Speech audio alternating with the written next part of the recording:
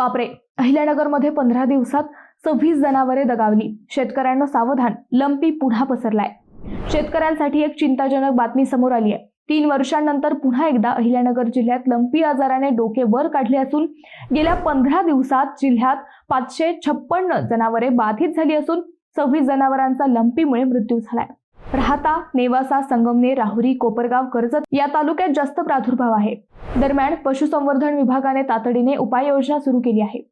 डिसेंबर 2022 मध्ये अहिल्यानगर जिल्ह्यात लंपी बाधित जनावरांची संख्या 56,000च्या पुढे गेली होती, तर त्यात 4,300 जनावरे दगावली होती. पुन्हा एकदा लंपीने डोके वर काढले आहे. लसीकरणासाठी पशुसंवर्धन विभागाच्या यंत्रणेची धावपळ उडाली असून आधी लसीकरण केलेले असतानाही लंपीचा प्रभाव वाढल्यानंतर पशुसंवर्धन विभागाने पुन्हा जनावरांचे लसीकरण सुरू केले आहे. लंपीचा प्रादुर्भाव रोखण्यासाठी गोठ्यांची स्वच्छता, धूर फवारणी, निर्जंतुकीकरण यावर भर दिला जात आहे. कर्मचाऱ्यांना नियुक्तीच्या ठिकाणी थांबण्याच्या सूचना करण्यात आल्या आहेत.